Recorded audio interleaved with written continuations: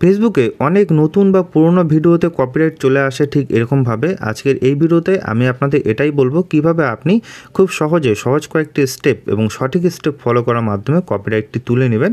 আজকের এই ভিডিওতে এটাই থাকবে মেন টপিক। তার আগে আপনাদের জানিয়ে দিই, আপনি যদি আমাদের চ্যানেলে নতুন হয়ে থাকেন অবশ্যই আপনি আমাদের চ্যানেলটি সাবস্ক্রাইব করে বেল আইকন প্রেস করে রাখবেন ফেসবুক সম্পর্কিত নতুন টিপস পাওয়ার জন্য এবং নতুন কিছু শেখার জন্য। তো চলুন শুরু করা যাক। তো এর জন্য আমরা ফেসবুক অ্যাকাউন্টটি খুলে নেব, নোটিফিকেশন সেকশনে চলে আসবো, একদম আমাদের যে কপিরাইট চলে আসছে সেখানে আমরা ক্লিক করব।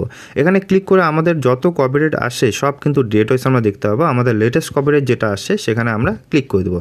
এখানে ক্লিক করে দিলে আমরা এখান থেকে দেখতে পাবো যে কোন ভিডিওটাতে আমাদের কপিরাইট আসছে এবং কেন আসছে।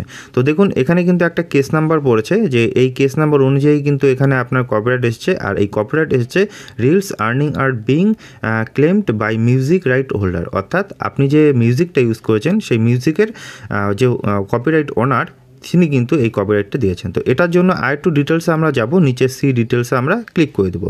সি ডিটেলসে ক্লিক করলে আমরা এখানে অডিও সেগমেন্টটা দেখতে পাবো যে 38 সেকেন্ডের অডিও ইউজ করা হয়েছে এবং এটা এখানে চলে আসছে।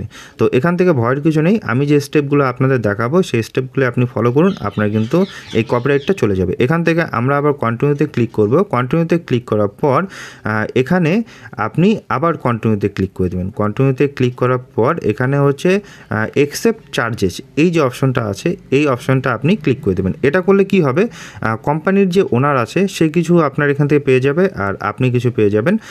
এটা দেওয়ার পর এখানে কন্টিনিউতে ক্লিক করবেন। আর যদি মনে করেন যে আপনি ভিডিওটা রাখবেন না তাহলে রিমুভ ভিডিও করে দিবেন। আর যদি মনে করেন যে এটা ভুলবশত পড়েছে তাহলে সেই ক্ষেত্রে সাবমিট ডিসপিউট করে দেবেন। তো আমাদের এটা যেহেতু ঠিকই আছে তো সেই ক্ষেত্রে আমরা এখান থেকে কন্টিনিউতে ক্লিক করে দেবো।